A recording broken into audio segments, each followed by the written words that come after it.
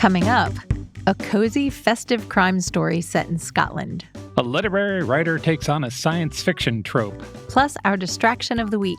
I'm Mel. I'm Dave. This is the Library of Lost Time. Last fall, I recommended The Three Dahlias by Katie Watson. Yeah. It's a modern take on a golden age crime novel, which is one of my favorite tropes. Yeah. The world created in that book, because there's a series of them now, features a lady detective named Dahlia Lively. She's like a blonde version of Phryne Fisher from Miss Fisher's Murder Mysteries.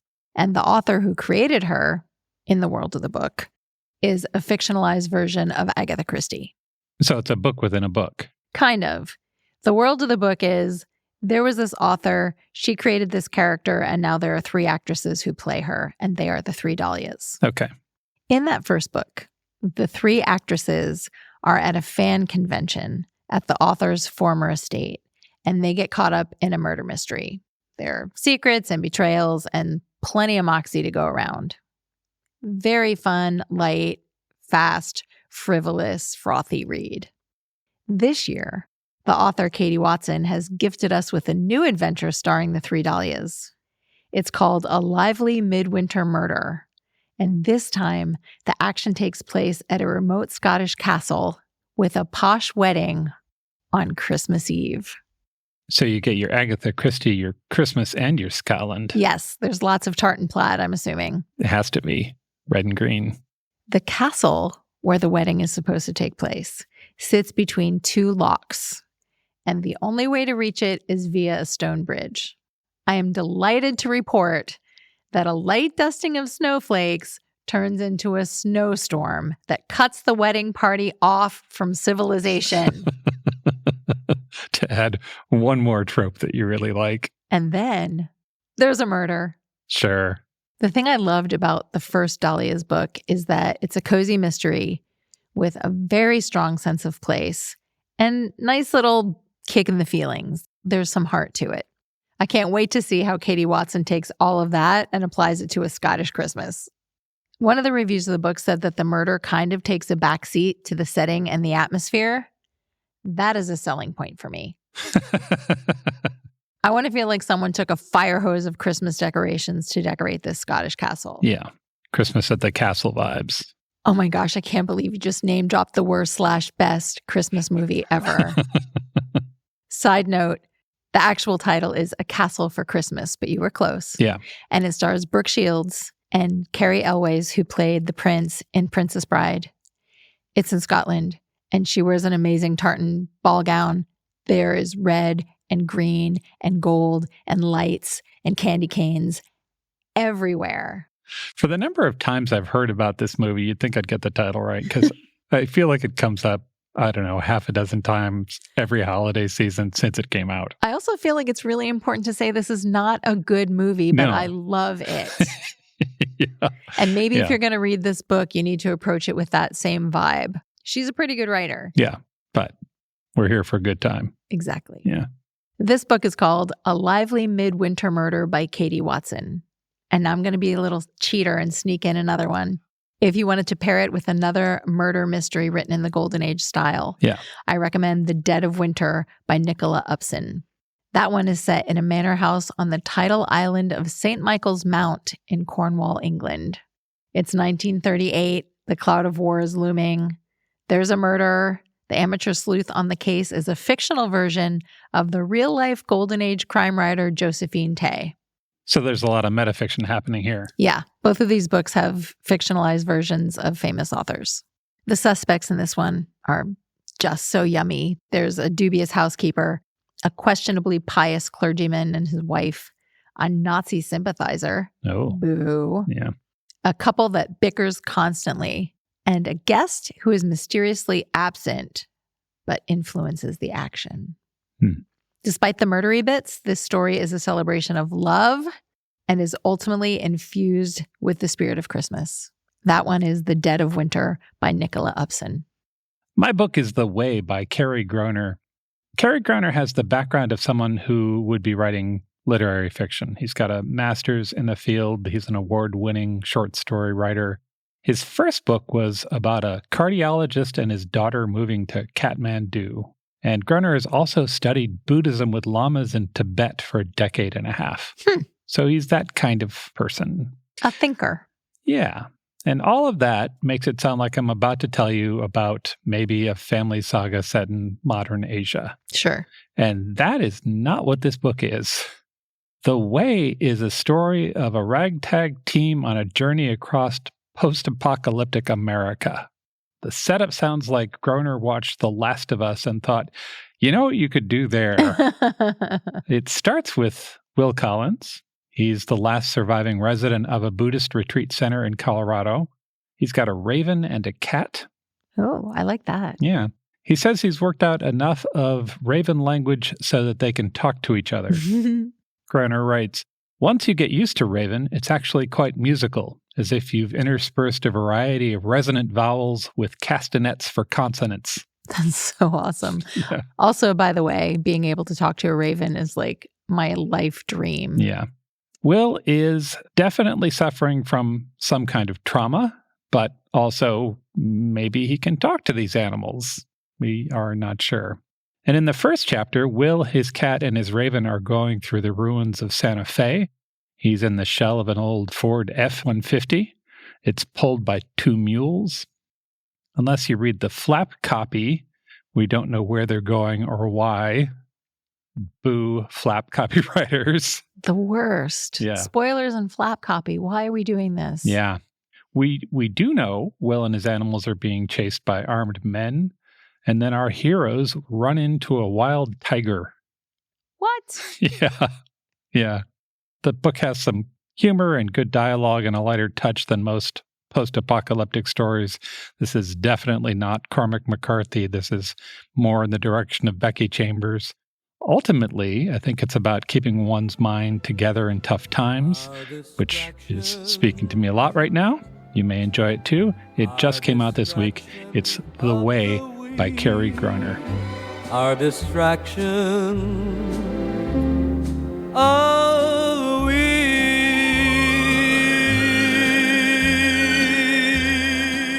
The holidays are here again, which for me at least means board game season is back.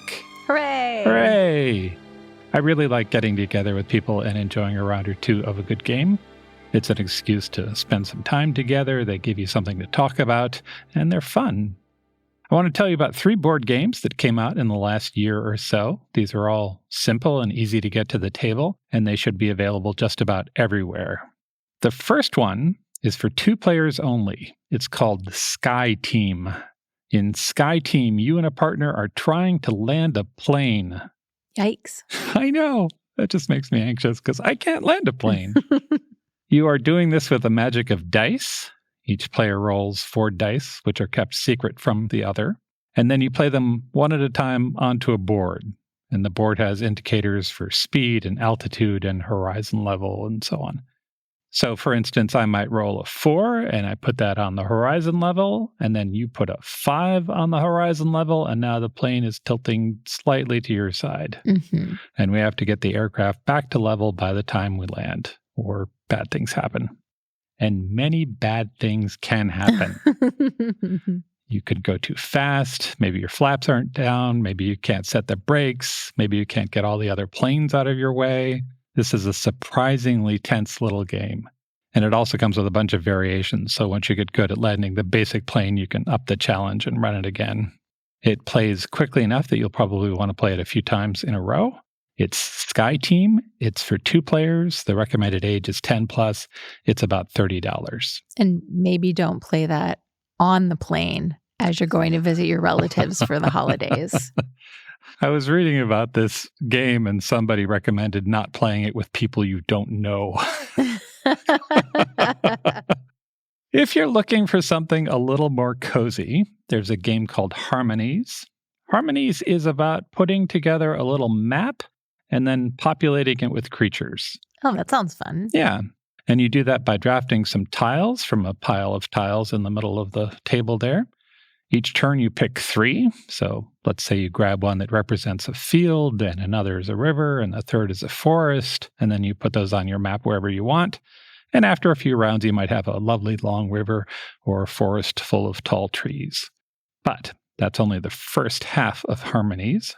The second half is that you're also drafting animals, and those animals have preferences. Llamas want a mountain next to a field, and otters like rivers next to forests. So while you're putting up your map, you're also trying to make suitable places for these animals to live. Ultimately, you get points for making a good map and placing your animals. It's a lovely little thinky game. It's also pretty. The tiles are made of wood. They have a nice tactile feel. The animal illustrations are beautiful. Tell me how cute the animals are. That's all I care about right now. The animals are represented on the cards, and the cards are very pretty. Okay. And there are a lot of good animals. I think you'll enjoy it. If you like Azul, you'll like this. I do like Azul. Do you want to tell people what that is quickly? Oh, geez. That is also a tile drafting game. There are about 4 variations, maybe 5 out now. There's one that's chocolate candies. There is a variation of it where you're drafting little pieces of chocolate and trying to line those up on your board just so. 2 selling points for me regarding Azul. 1, the tiles are very satisfactory to hold in your hands. Yeah. Even the ones that aren't candy look like candy. Yeah.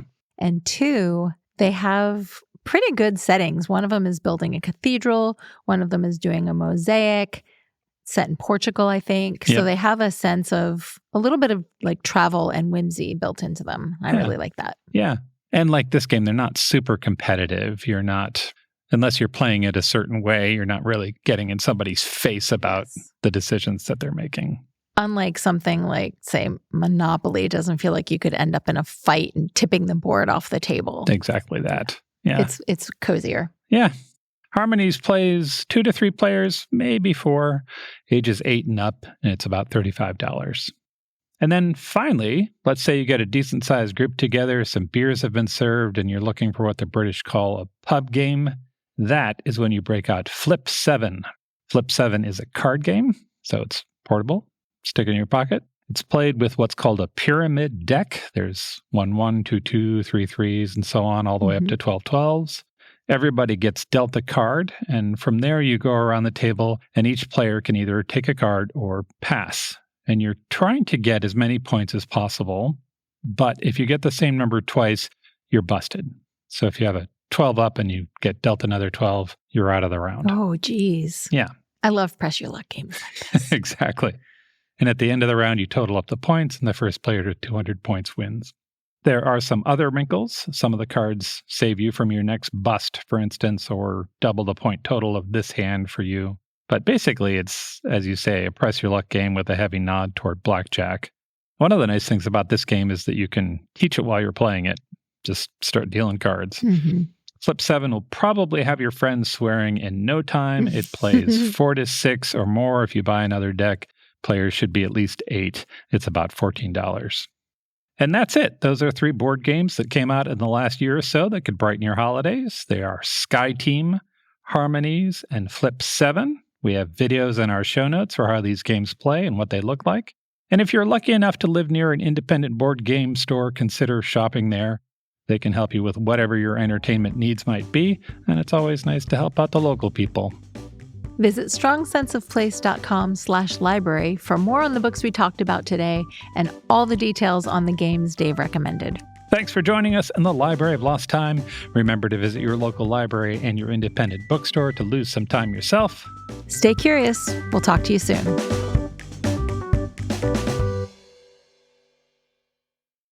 The Warning Woods has haunting horror stories that are sure to linger with you long after listening. I'm Miles Tritle, writer and narrator of The Warning Woods. Each week, I write an original scary story and share it with you on The Warning Woods. I've written 2 novels and nearly 200 short stories spanning the horror genre. If you're into scary stories, you need to check out The Warning Woods. Listen on Spotify, Apple Podcasts, or wherever you get your podcasts. Just search for The Warning Woods and click play at your own risk.